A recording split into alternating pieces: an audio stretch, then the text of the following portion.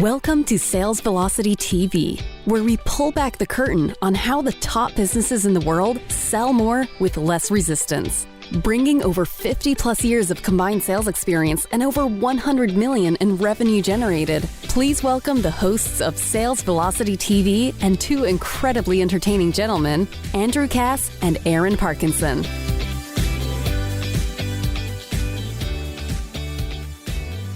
Hey everybody, welcome back. We got a good one today on Google and how to basically nail down your presence online. I think we called it today, Aaron, the 3 must-haves for your business to show up properly on Google, which obviously we know is the biggest search engine in the world. Most important, you are most likely getting Google searched.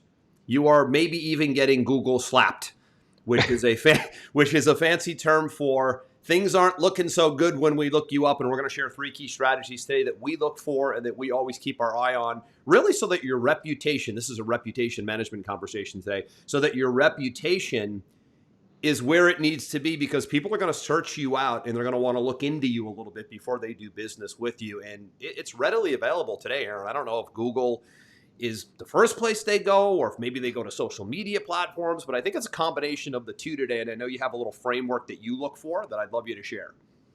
Yeah, I mean, first off, I think it's going to be a really great tactical episode today, something that people can start to think about and start to implement right away, and they'll be able to leave the show and do a quick audit on themselves and say, where am I strong, where am I weak?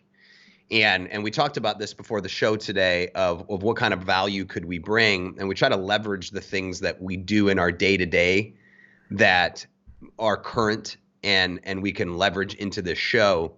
And what you and I were talking about is when we bring on clients, and specifically in the media side, the first thing that we do is we do an audit of who they are.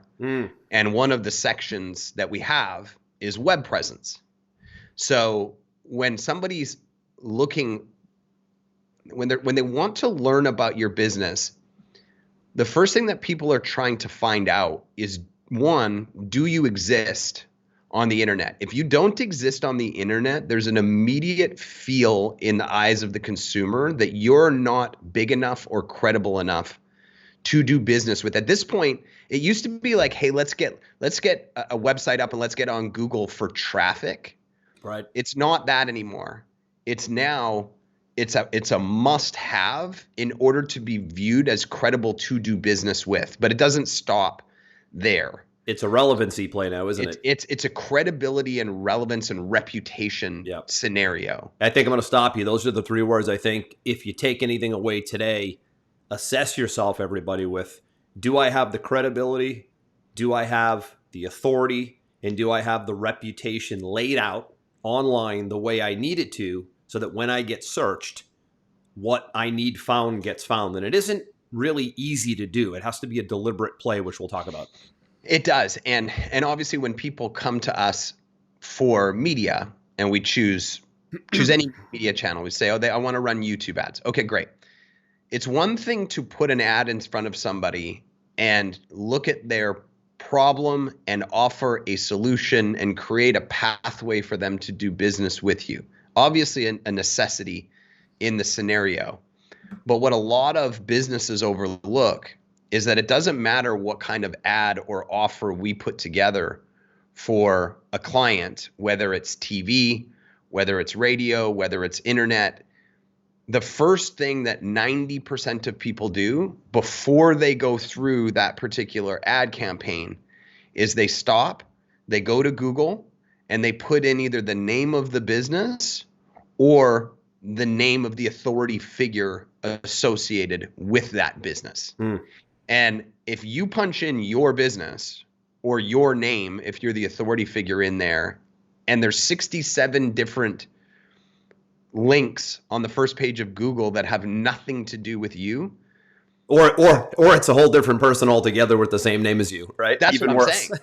That's exactly what Right. I'm saying. Happens. Is if that's what happens in the customer's eyes, they go, I don't know if this business is credible enough or successful enough to move forward with, and they'll stop down the path of the ad that you put in front of them. So what we want to do is we want to ensure that your marketing efforts are getting the most bang for their buck by not overlooking this customer journey situation that happens constantly. Yep. Of the stop and the Google. Now, are there other things that people use? You like to use DuckDuckGo. Some people use Yahoo. Some people use Bing. It's actually applicable to all of them, but got to remember 90% of the world right now is using Google. So they're probably not going to go beyond that in their research of you. So there's really 3 elements that are ideal to have in place when somebody searches your business in Google. Number 1 is what I call the do you exist factor. Okay? The do you exist factor is basically your corporate website.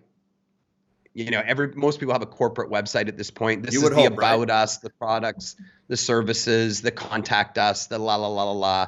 If you're an authority brand, like if you yourself are the face of the business, you have to have the same thing. Right? Like I have an AaronParkinson.com, you have an AndrewJcast.com, right? We have these things in case people search us instead of the business itself. They almost work like mini brochures online, right? You have to have that informational piece, which exactly, it's the mini brochure. And if you're a physical business, so let's just say you have an office, a warehouse, whatever. You have an office that's separate from your home, you need to make sure that that business has a proper Google Maps listing. The local play. Of the local play, because when somebody goes into their phone and they either punch you into Google or they go into Google Maps to search for businesses like yours, the reality is that if you're in the Google Maps section of the Google display. Well, the map pack today, Aaron. Correct. It's the top 3 that come up. That's right. You know what we're saying, right? When you put in like restaurant near me, Italian restaurant near me, salon near me, there's 3 listings that come up. Those are the most coveted piece of real estate of all of Google, really, if you're a local player. Exactly. And the reason why they're so coveted is we have the research to back this up. A Google Maps listing compared to just your organic listing of your corporate site will get 10 times more phone calls. Because as you know, in the Google Maps listing, it says just call, right? Yeah. Call. And you just press it with your phone and boom, you're right into the business. Number comes right up, number dials, no need right to type. Exactly. So you have to, if you're a physical business specifically, you have to have that Google Maps listing, and you also have to have your corporate site, your corporate brochure. And ideally, if you're a public figure, which you should be behind your business, you should also have a public-facing site of you yourself. You, the brand, you Inc. Your brand that talks about you, why you started your business, how long ago, what motivates you, any other assets that they can click to where they can learn about you. So this is the phase 1 that you need to have, is the do I exist block. The how do I show up.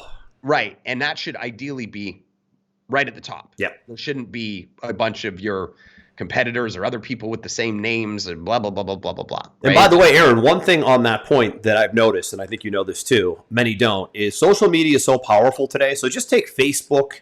Let's just take the big 3, Facebook, Instagram, and Twitter as an example, right? If you are active on Facebook, Instagram, and Twitter, those top 3 social media properties will show up on a search for your name. Absolutely. They work today like really powerful micro blogs. So if you utilize it right, and if you are active on social media, that's what's going to show up probably before even your own blog in some cases, or your own website in some cases. I've seen it both ways. I've seen somebody's blog or website come up first, but I've also seen somebody's really active Facebook business page come up first because they're running ads from it, they're posting on it, they're frequently engaging with people on it. So, you have some tools that are already in place that you can leverage that, can allow you to jump the line, so to speak. And that's you led right into what I consider to be the second tranche. So the first tranche is, do I exist? The second tranche is, learn about me. Learn about my business.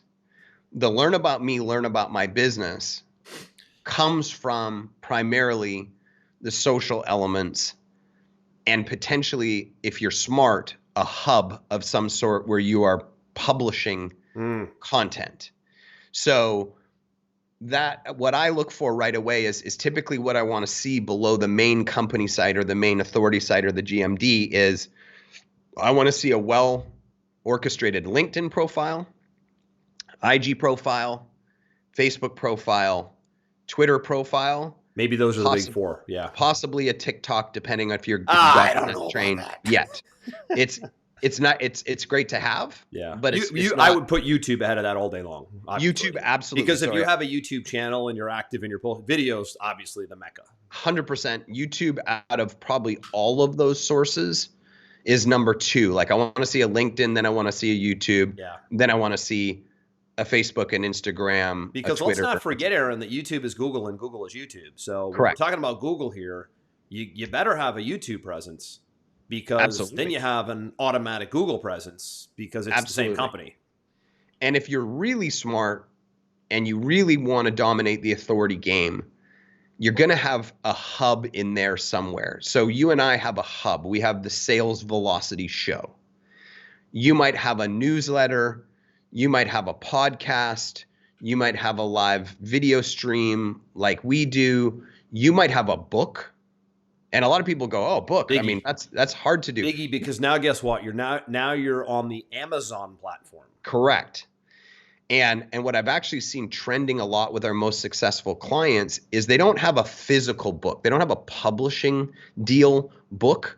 But what they've done is self-published. That works. Absolutely. What they've done is they've written a book. It doesn't have to be a huge thing. They've got a little Fiverr Upwork guy to do a design on it. Right. And then what they've done is they've submitted it to Amazon.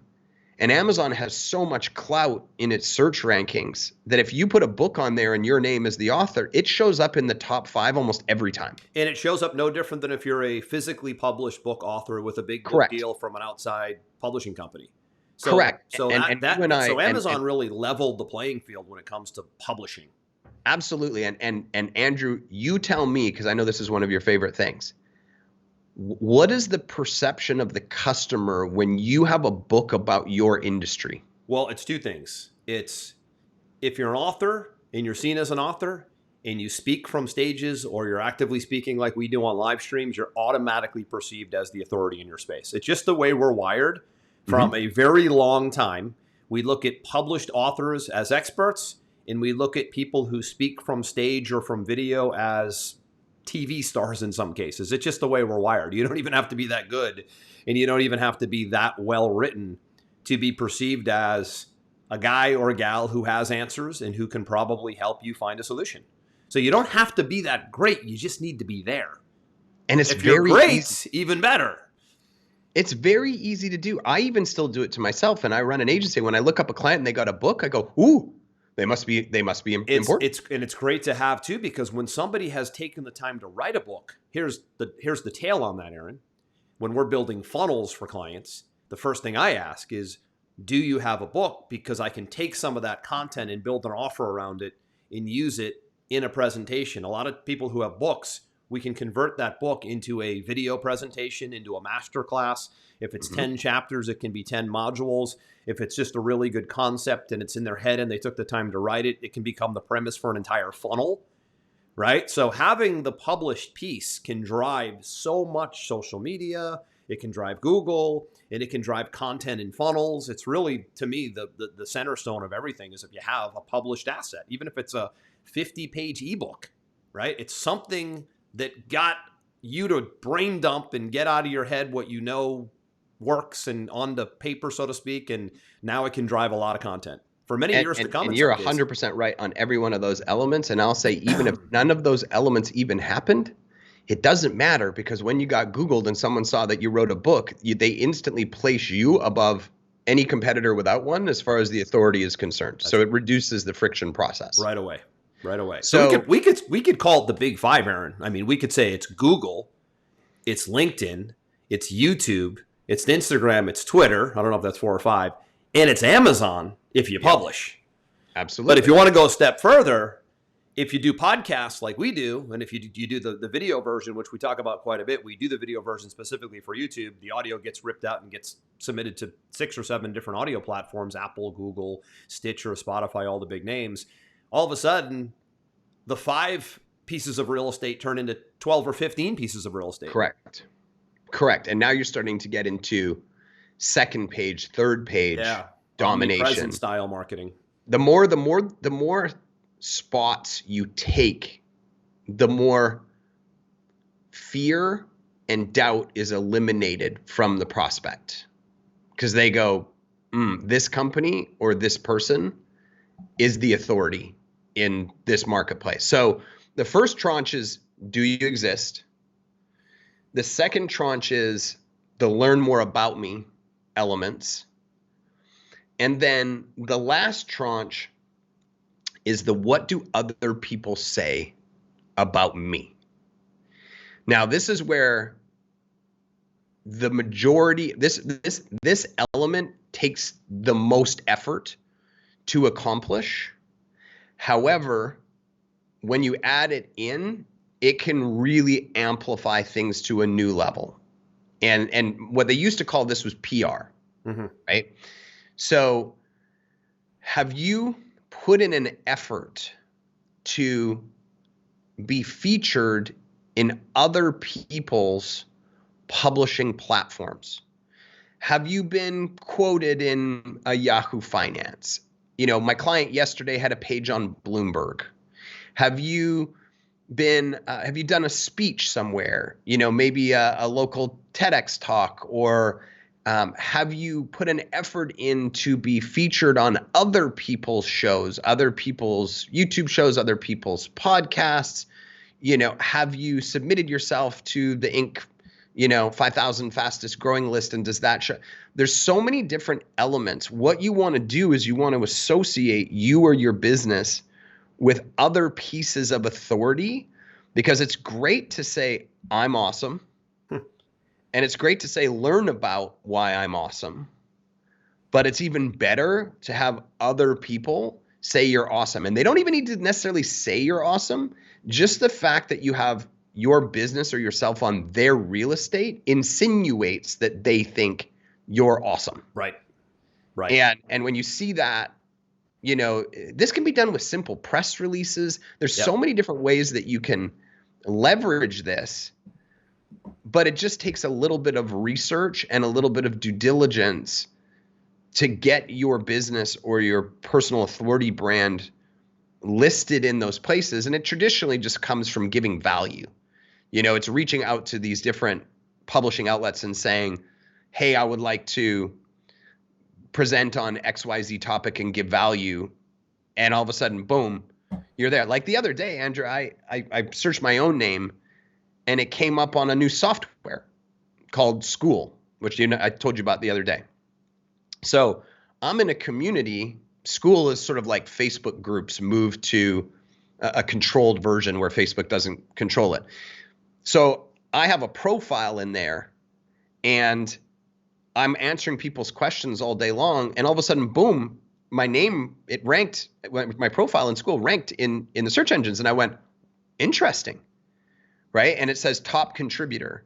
When I was doing CrossFit competitively, my profile in CrossFit was listed in the top 10, right? Now, you might be saying to yourself, well, what would it matter from a business standpoint if you show up on the CrossFit website? Well, a lot of the people that I do business with are fitness oriented. So for them to see me show up on a major fitness brand. Yeah, it also shows other interests. It also shows other interests, right? Different sides of your personality and your hobbies or whatever, right? Absolutely. You go to YouTube and you search my name and you'll see Daniel Cormier, former UFC heavyweight champion, throwing me around like a little rag doll, right? That I'm leveraging those experiences for people to get to know me better and also see that for example, I'm about to go do a speech next month with Tim Tebow, right? Once that's finished, I'll do a press release with some pictures of me speaking on the same stage as Tim Tebow. Tim Tebow has a massive audience. And when people search me up and they see Aaron Parkinson and Tim Tebow in the same sentence if you're a sports fan or you're a Christian, you immediately leverage that credibility from that listing and apply it to me. And it's pay to play too, by the way. Absolutely. So some of you are going, oh God, where do I begin? I'm actually helping a buddy right now who's a financial advisor who's just trying to crack the code on this. And I'm just, giving him some basic steps, which I'll talk about now. But PR, to your point, is pay to play. There's nothing wrong with pay to play. You can't just go write a bunch of blog articles and sit back and hope. You need to go pay for a press release. Might cost you a few $100s to go to PR Web or Newswire, PR Newswire, I think it is. You can just Google them. There's 2 or 3 really good PR platforms that if you have a new release or a new product or a new division of your company or a new hire or something that you're doing, you can go write a press release and submit it to one of these PR platforms, and they have access to all of the top news wires. So what you're doing is you're buying their reach. You might have them write the press release for you. You might write it yourself and give it to them. There's different price points, but that's something you should be doing a couple times throughout the year because those press releases definitely get picked up on the search engines. And those press releases, that's credibility. That's press. We're also wired to pay attention to press. So press releases are key. You can buy speaking spots, or if you have a book, you can buy listings on As Seen On type platforms like As Seen On NBC, CBS, Fox News. You can go through the As Seen On process. It's also pay to play, right? You need to pay a media company to help you get seen on these platforms. This is how big names and big companies do it. They don't just wait for 3 or 4 years to show up. They go pay media agencies to get them spots. They leverage their reach. They do press releases. They do shows like this, right? And what happens is that stuff starts to show up in the search engine. So yes, you need to be willing to pay an agency or a PR group or just a PR platform to get you the visibility that you need. That's how you're basically buying speed. The other way is to just publish stuff and sit back and wait, but that could be years. Well, and I'll give you 2 examples. I know a guy right now that's absolutely killing it, writing really well thought out articles with topics and tips and posting them on Reddit. Now, Reddit is a huge authority online. Another and what's happening, right? Yeah, what's happening is that mainstream media channels are grabbing his articles and repurposing them and reposting them in their own media channels because there's a relationship between major media channels and Reddit. So that's interesting because that's free. Yep. Completely on the other side, about, 10 years ago, that I had a fitness company. And what I did is I hired the talent off of the Biggest Loser TV show. She was one of the trainers on the TV show. Celebrity. Big move. And I put her on the face of the brand. And then I said along the lines of, As Seen on NBC, blah, blah, blah, blah, blah, blah, blah, celebrity trainer of the Biggest Loser TV show. Well, now it looks like I'm 80 times bigger than I am because I'm able to make that reference. That's right. And then that year, I also went and did a show with Kathy Ireland. Do you remember Kathy Ireland, the supermodel? Of course. She has a show. I had a huge crush on her as a kid on the Sports Illustrated covers. I was like 14 years old. I'll never forget. Me too. And she's like 7 years in a row on the cover or something. She had like on this Sports Illustrated, right? She had like this title of the longest running cover, I think. I don't know, but she has her own show now where she does a deep dive into businesses and interviews them.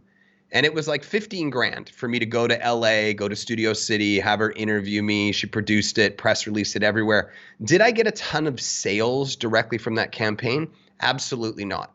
But when I looked at the listings in Google after and I utilized the assets and I promoted that I was on that show, the brand lift and the additional sales that came from that leveraging of credibility couldn't be overstated. So a lot of the times people say, well, I don't want to do these things because I can't really track the direct correlation to my bottom line. You won't be able to. All I can tell you is that you will do better than somebody else if you have them versus you don't. Yeah, the other side of that too is this isn't direct response marketing like we're used to, where we can track everything and we can hold everything accountable. You have to also be willing to invest in what I call insurance marketing, which is ensuring that your reputation and your brand and your name show up when people search for it. So a lot of what you're doing is you're buying branding, because if you don't buy and invest in branding, then the advertising that you're doing that you can hold accountable might suffer a little bit because of all the reasons you mentioned in the beginning, which is, where the heck is this person? The business doesn't even show up. Are they like out of a basement somewhere? They're nobody. Yeah, you're nobody. There's nobody, right? So you're nobody. You're avoiding that also. You don't want to be a nobody. You're instantly in the minds of the client branded as an amateur. Pretty much. Or a fake. Pretty much. Right away. And so, but to your point of this isn't direct response, it's not direct response. And most of it isn't going to have an immediate, obvious add to the bottom line. I mean, unless you go out and do a Super Bowl commercial or something. But I will say this, Tim Ferriss was doing this. He was getting audience and he was leveraging credibility, and he was on somebody's podcast. I can't remember whose podcast it was, but he said he had more book sales that day than any other day in history by a long shot because of the podcast he was on and leveraging their audience. And he was really just going there to leverage that piece of real estate and that credibility, but it ended up having a massive response in sales. So sometimes when you're doing these things, you catch lightning in a bottle and it does immediately attribute to your bottom line. That's right. A PR, like a press release, if you're driving, I've seen this before where if you do a press release and you're including a link to a landing page or a webinar or some sort of opt-in scenario inside the press release, which you can do, by the way, you can do lead gen from the press release. So it's a double play where you get credibility and lead gen. You might see as soon as they publish it and it hits all the news wires, you might see a surge of new leads. I've seen that happen many times because you included a lead generation link to a funnel inside the press release. So there's a lot of different ways it can be played. However, if you're a local player, like you mentioned earlier, you get a little bit of a leg up because of the Google Maps play. Right. So Google Maps really works for the local player. It's not meant to be like an international play. Like if you own a consulting practice that doesn't have a physical location, you have clients all over the world, Google Maps at the local level won't work for you. But if you're a pizza shop, an insurance agent, a financial planning company, a restaurant, if you have a clinic, right? If you have a boutique style business, you also, to your point earlier, Aaron, can play the Google Maps game where you can get local visibility, because normally if you're a local business, you want local customers. It's rare that you'd be a local business and like not deal with local customers, because what would be the point of having a local business if you didn't want people to locally come in, right? Right. So then you have the Google Maps play, which if you're local adds another element. We'll include a link down in the show notes. We own an agency that does only that, Google Maps, for business owners with a physical location with an 81% plus success rate of front page map pack, the top 3 listings in under 90 days, and then maintaining that for years to come. It's pretty phenomenal to see because they're doing it for really hyper competitive people like lawyers, which I think is the most competitive advertising environment in the world. It is. These guys are, number one, there's so many of them, and number two, they're spending a boatload of money on advertising, specifically on Google. I have a past client, patent attorney, who was at $300-400 a lead on Google at one point. It got so bad. Like just the competitive nature of Google searches is through the roof. Oh yeah. If you want to go and pay as an attorney, for example, to create a personal injury campaign on Google, you're paying $150 a click. A click. And then if you can convert it, maybe it's double, triple that. Like I just said, $300-400 to convert it. And then hopefully they're getting into an environment where the people on the phone are actually knowing what to do. And they know how to move that prospect to a consult or to a sale. But there's a couple important pieces there that we'll talk about that on a different show, I assume. But there's just so many tentacles here. If you do this, if you don't do this, then you risk the chance of just, like you said earlier, being sort of dormant on the internet. It all just comes back to time management and prioritization. Do I put a ton of effort into every one of the things that we're talking about, each one of the tranches? No, I don't, but I'm just consistent, right? You go and you do the effort on tranche number 1. You make sure you have your corporate site. You make sure it's set up properly to rank. You put your Google Maps in place. Okay, it's done, right? Then your ongoing is you can be consistently posting or hosting a show or doing whatever in the get to know me section a few times a week, staying active, so on and so forth. That's your sort of consistent stuff. And then maybe in the bottom tranche of what do others say about me? Make it your goal to get featured in one element per month. Maybe you're a guest on someone else's podcast, or maybe you get an article submitted. I mean, I can't tell you. You do a press release. You pay to play to have an article written in Forbes or whatever. Like once you do it, it almost permanently stays there for, and then you definitely does. It has shelf life for sure. Absolutely. And you can take all those links and you can post them on your social and you can post them on your corporate site and you can multi-purpose them. And so as long as you just stay consistent in sort of that rhythm, you'd be surprised after a year how quickly you dominate it's about controlling the narrative. You want to control the conversation between you and the prospect before they get to you. And this is one of the most important and really easiest ways to do so. And by the way, just to put a disclaimer on that controlling the narrative point you just made right there, this is called controlling the narrative ethically as it pertains to your brand, not in a manipulative way like the government does. They control narratives that are ridden with conflicts of interest and that are agenda driven. We use the term control the narrative around ethically getting your brand to show up the way you would like it to show up. And you as a business owner, entrepreneur in the free enterprise system, you should be controlling that narrative. They manipulate narratives, and there's a difference. And that's the thing, right? When someone goes and searches you, what they're trying to figure out is what they're saying when they punch it in is they're saying, tell me your story. And based on the story you tell me, I'm going to decide if I feel comfortable moving forward to the next step. If you don't tell your story, then you're either going to have no story, which creates confusion and skepticism, or worse, somebody else is going to tell you your story for you. And that is a serious problem. That could get ugly.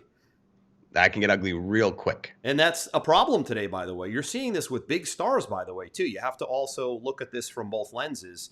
There's a lot of trolls out there today. There's a lot. Sure. As you get big and popular, it would be really rare if you didn't have a lot of negative stuff said about you because you're out in front. And the more out in front you get, the more of a target you are for jealousy and spite and anger and frustration. And it's a real prevalent thing today. I don't know of really too many the biggest name you can think of maybe is a Tony Robbins as an example in the personal development space. You could look at a Joel Osteen in the Christian speaking space. Guy puts 60,000 people in a church on Sundays. Joe Rogan on his podcast. You could look at Joe Rogan as by far the biggest podcast publisher of all time. I mean, just throw a name out there and what you'll find is a ton of good. And you're going to find a whole chunk of negativity that is really just trolling and people who are just nasty and really frustrated with their own lack of progress. And if you don't... But you got to be prepared for that is my point, Aaron. Yeah, but if you don't tell your story consistently, one troll can all of a sudden take a spot. He can take over the narrative is your point. The narrative, he can take up all the spots on Google because you weren't protecting your real estate. That's a good point. Right? So two sides of it. A, you've got to be ahead of it and you've got to be able to push that stuff down. It's a game. Hopefully it doesn't happen. It doesn't happen to everybody, but it does happen to the biggest names out there. You will have negativity. You will have people that just generally hate and they'll come after you from a standpoint of hate, but you can't, I've had this conversation with many as well. You can't not be active because you're afraid of that. I've seen a lot of people get stuck doing nothing because they're afraid of what I just said, and they'd rather do nothing than risk the chance of a troll. So there's a trade-off. You've got to be willing to go into the ocean, and you got to know that there might be some sharks in there swimming, and they might nip you in the leg, or they might never go near you, but you need to know they're probably in the water. Well, and this is a way to insulate yourself from that in a proactive manner versus a reactive manner. That's right. You have to be very proactive here. So when you go down this path, well, the warning I wanted to leave you all with is you need to be prepared for, because you're so out in front, you might invite the trolls and you might invite some negativity. And usually it says more about them than it does about you. It's really formulaic at this point. It's laughable when you see the trolls and the people who are smashing people for really no apparent reason, right? Usually the people we mentioned, they do nothing wrong. They don't offend anybody. They might have controversial views, but they're not out there trying to manipulate narratives and cause damage. They're not evil people. But the people who come after them really are. And that's really the most interesting thing. I think I saw it probably the most prevalent with Joe Rogan during like the height of COVID, because he was simply asking the tough questions that frankly these were the questions that should have been asked way before he was asking. He was just way ahead of it. You look back on it and you're like, shit, he was asking all the right questions. Why wasn't the public health agencies and the government officials and the leaders at the local level asking these same damn questions? Now they're as silent as a friggin' stone in a field at this point. So you got to be willing, is my point here, not to veer off. You got to be willing to get out front, maybe be attacked, and also be able to continue to punch back and continue to suppress. Well, and I think we'll just end it on this point. Because Joe Rogan had such an audience and a hub and all of these things that we're talking about. Meaning he had it already. He already had it already. True. He already that's established. True. When the haters came out of he got the defended woodwork big time by his followers.